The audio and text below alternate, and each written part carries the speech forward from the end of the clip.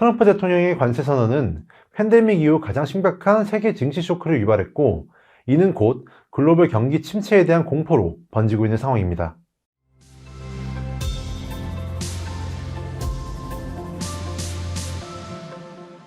안녕하세요. 윤투자증권 구독자 여러분, 챔피언스 라운지 금융센터 김민기 PB입니다. 작년 말부터 좋은 시장이라고 말씀드린 적이 없는 것 같은데 현재도 여전히 안 좋은 상황이 지속되고 있습니다. 오늘은 트럼프 대통령이 최근 발표한 광범위한 수입품 관세 부과 정책과 이로 인한 글로벌 증시 급락 사태를 분석해 보겠습니다. 미국 시간으로 지난 4월 2일 트럼프 대통령은 광범위한 관세 부과 계획을 전격 발표했습니다. 이 계획의 핵심은 모든 국가의 대미 수출품에 일괄적으로 10%의 기본 관세를 부과하고 최악의 침해국으로 분류된 67개국에 대해서는 최대 49%의 상호 관세를 부과하는 것인데요. 물론 지난 4월 10일 트럼프 대통령이 중국을 제외하고 다른 국가들에 대한 상호 관세를 90일간 유예하기로 결정함에 따라 관련 이슈는 잠시 일단락되었지만 세계 경제 시장의 불안정성은 여전히 지속되고 있습니다. 트럼프 대통령은 이번 관세 부과를 통해 일자리와 공장들이 미국으로 우르르 돌아올 것이라며 미국 제조업 부흥을 자신하였고,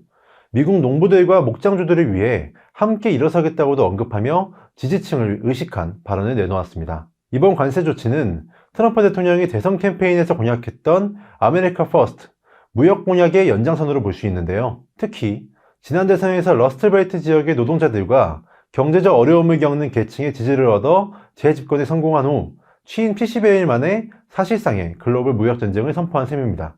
관세 부과 일정을 보면 5일부터 10%의 기본 관세가 발효되며 9일부터는 상호 관세가 적용됩니다. 이와 별도로 지난 3월 12일부터 철강과 알루미늄에 25%의 관세가, 4월 3일부터는 수입 자동차에도 25%의 관세가 부과되기 시작했고, 또한 트럼프 대통령은 곧 반도체에도 관세를 부과하겠다는 계획을 내비치며 공격적인 보호무역 의지를 보였습니다. 트럼프 대통령의 관세 발표 직후 전 세계 금융시장은 심각한 충격파에 휩싸였는데요. 관세 소식이 전해진 다음 날인 4월 3일 미국 뉴욕 증시는 패닉 상태에 빠졌고 글로벌 증시도 일제히 폭락했습니다. 불과 이틀 만에 주요 지수들은 최악의 급락을 기록했으며 나스닥 지수는 2020년 3월 코로나 팬데믹 당시의 폭락 이후 최악의 이틀간의 하락을 기록했습니다. 실제로 이번 조치로 미국 평균 관세율이 25에서 30% 수준으로 높아지면서 20세기 초반 이후 가장 급진적인 통상정책 변화로 평가받고 있습니다. 간단히 요약하자면 트럼프 대통령의 관세 선언은 팬데믹 이후 가장 심각한 세계 증시 쇼크를 유발했고, 이는 곧 글로벌 경기 침체에 대한 공포로 번지고 있는 상황입니다. 다음은 이번 관세 정책이 특정 산업과 국가에 미친 영향을 살펴보겠습니다. 트럼프 행정부의 조치는 전방위적이지만 그 강도의 차이가 있어 피해가 집중될 분야와 국가들이 드러나고 있습니다.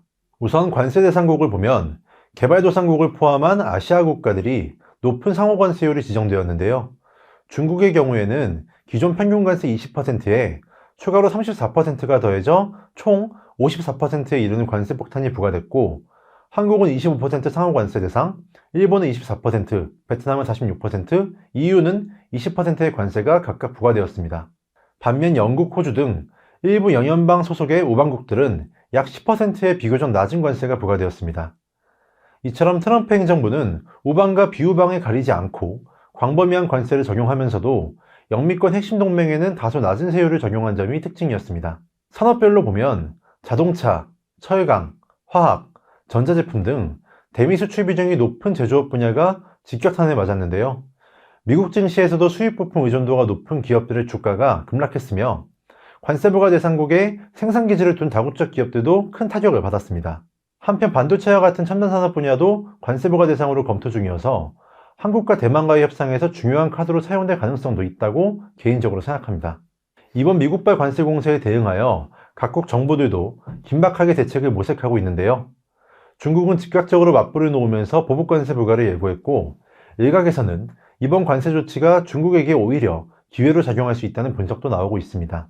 중국이 반미 전선에서 우호를 얻고 글로벌 공급망에서의 입지를 강화할 수 있다는 견해인데, 실제로 중국이 미국의 일방주의에 반대하는 입장을 취하며 다른 국가들과 연대하는 움직임을 보인다면 향후 국제무역 질서의 재개편 가능성도 존재한다고 보여집니다. 그렇다면 국내 상황은 어떨까요? 이번 사태는 대한민국 증시와 경제에도 당연히 직접적인 충격을 주었습니다. 미국의 상호관세 발표 직후인 4월 3일 한국 증시는 개장과 동시에 급락세를 보였습니다. 장중 큰 변동성 속에서 일부 낙폭을 회복했지만 결국 2,500선이 붕괴된 채로 거래를 마감했습니다. 외국인과 기관의 대규모 순매도가 주요 원인이었으며 특히 미국 수출 비중이 높은 자동차, 전기전자, 2차전지 업종이 집중적으로 매도당했습니다. 수출 비중이 높은 거의 모든 업종의 주가가 하락하는 등 광범위한 충격이 전해졌습니다. 이에 한국 정부도 신속히 대응을 하겠다고 밝힌 상황인데요. 시장이 하락하던 4월 3일 아침 경제부총리 겸 기획재정부 장관, 한국은행 총재, 금융위원장, 금융감독원장 등이 모여서 대책을 논의했고 시장 변동성이 과도하게 확대될 경우 상황에 따라 가용한 모든 신장 안정 조치를 즉시 시행하겠다고 밝혔습니다. 필요시 공매도 규제나 환율 조치 등 정부가 가진 모든 수단을 개입시키겠다고 강조한 상황으로 생각됩니다. 마지막으로 경제 전문가들과 주요 기관들의 분석 및 전망을 살펴보겠습니다. IMF의 크리스탈리나 게오르기에바 총재는 성명을 통해서 트럼프 대통령의 관세 정책이 세계 경제에 중대한 위험을 초래할 수 있다고 경고했는데요. 그녀는 특히 세계 경제가 성장 둔화 국면에 진입한 시점에 이러한 조치가 나와서 글로벌 경기 전망을 더욱 악화시키고 있다고 지적하며 무역 긴장을 완화하기 위한 국제 공조의 필요성을 강조했습니다. 또한 투자은행들과 경제분석기관들도 속속 전망치를 하향 조정하고 있는데요. JP모건 체이스의 수석 이코노미스트 브루스 카스먼은 투자자 노트를 통해서 올해 세계 경제 침체 확률을 기존 40%에서 60%로 상향 조정했다고 밝혔습니다. 바클레이즈 역시 미국 GDP 성장률을 마이너스로 전망하며 역성장 위험을 경고했고 물가 상승률은 3.7%를 예측하면서 사실상 스태그플레이션의 위험을 제기했습니다.